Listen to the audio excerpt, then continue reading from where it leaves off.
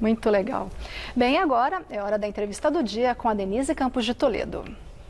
E aí, vamos falar agora sobre a retomada das aulas presenciais em São Paulo, mudanças do ensino médio e a recuperação do impacto da educação provocado pela pandemia. Eu converso com Rocieli Soares, que é secretária estadual da Educação. Secretário, boa noite.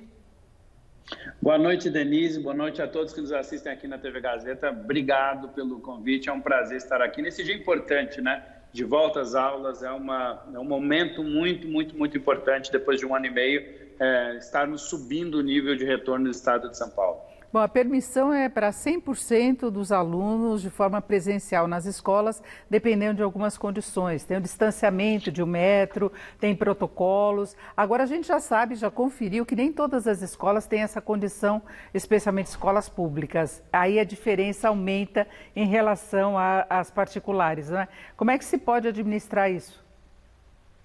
Denise, na verdade, é até importante falar, mesmo entre as escolas privadas, muitas delas não podem ter 100% porque não têm as condições. Porque a gente fica muitas vezes no imaginário com a escola privada, que é mais da região central da cidade, mais tradicional, mais conhecida, aquelas grandes escolas, mas quando você vai ver na prática, elas também não têm condições, eventualmente, as pequenas, né? Porque a gente tem muita escola particular pequena, de bairro, que às vezes não conseguem ter esse distanciamento. Mas é muito importante, então, qual é a regra, né, para as pessoas entenderem? Tem que ter o distanciamento de 1 metro. Então, dentro da sala de aulas, quantos alunos cabem com o distanciamento de 1 metro? Esse é o limite, nesse momento, daquela escola, é o que preconiza a Organização Mundial de Saúde e tudo mais.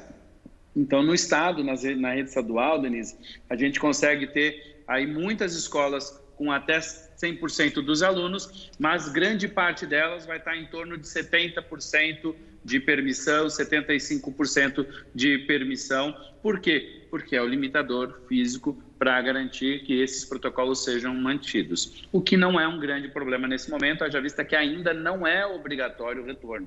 A família pode dizer, não, mas eu ainda não estou seguro, eu quero manter aqui meu filho ainda sem ir para a escola, fazendo educação à distância por mais um tempo. Ainda é possível, no mês de agosto, a gente vai reavaliar isso para o mês de setembro. Agora, há restrições também por parte de alguns professores, mesmo vacinados, em retornar às aulas presenciais. E nós temos alguns municípios que ficaram fora pela própria condição da pandemia nos municípios. Tem esse prazo até setembro, é isso? Não.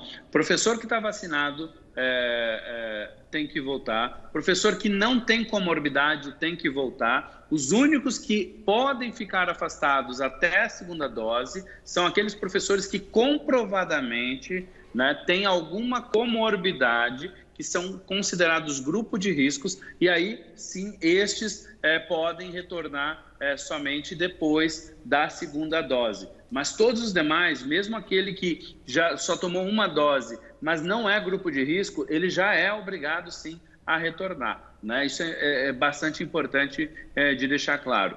E nós temos sim, Denise, como você falou, 68 municípios que ainda não autorizaram por algum motivo. A gente sabe que tem alguns municípios que estão concluindo as suas licitações, por exemplo, tiveram um problema na licitação a nova licitação da merenda escolar que tiveram de fazer, e aí não conseguiram estar prontos, por exemplo, para essa semana, acredite se quiser, mas isso é um dos problemas, por exemplo, que acontecem. E outros que estão discutindo a concepção mesmo do retorno, e a gente tem buscado dialogar com todos. Esse número já foi de 300 municípios até 2 semanas atrás, a gente já diminuiu para 68, e eu tenho certeza que daqui até a semana que vem, na maioria dos casos, a gente vai conseguir esclarecer e avançar para que esses municípios também nos autorizem ao retorno, né? São 91 mil alunos nesses 68 municípios que estão hoje sem a possibilidade de retornar presencialmente da rede estadual, e é fundamental que, neste caso, a gente priorize e retorne, Denise. Agora, secretário, como é que vai ser a avaliação do nível que os alunos estão,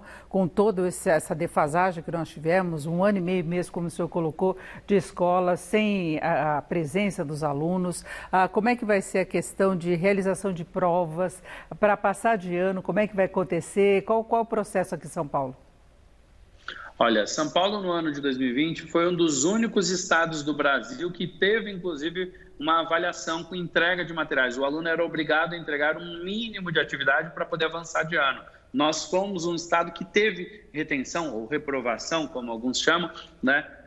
Porque justamente a gente entende que tem que ter um mínimo de cobrança, porque senão o aluno mesmo já não vai querer entregar, porque ele sabe, eu estou passado, não preciso. Enfim, a gente sentiu isso no ano passado e claramente o Estado de São Paulo já optou por ter, sim, um mínimo de nota. E esse ano, novamente, se o aluno não estiver entregando as atividades, não estiver fazendo as avaliações, não vai passar automaticamente. Então, a gente está trabalhando para que os alunos apresentem, sim, as atividades. Agora, também olhando o outro lado, Denise, dando toda a chance de recuperação. A gente está fazendo monitoramento, acompanhamento, determinadas coisas não são culpas, obviamente, das crianças, dos adolescentes, dos jovens que estão indo para a escola. Ninguém passou por uma experiência como essa que nós estamos passando nessa pandemia.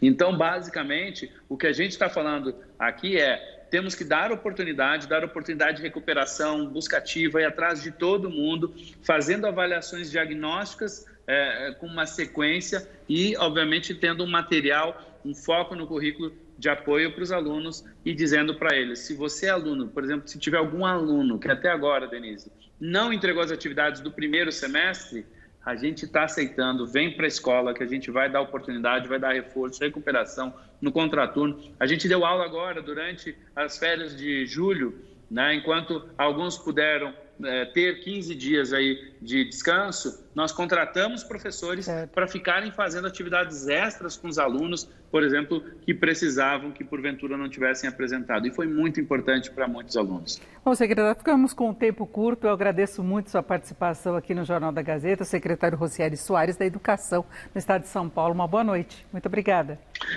Eu que agradeço, Denise, mais uma vez aqui pelo espaço na TV Gazeta e fico à disposição para retornarmos aqui para falar sobre educação. Obrigada. E vocês?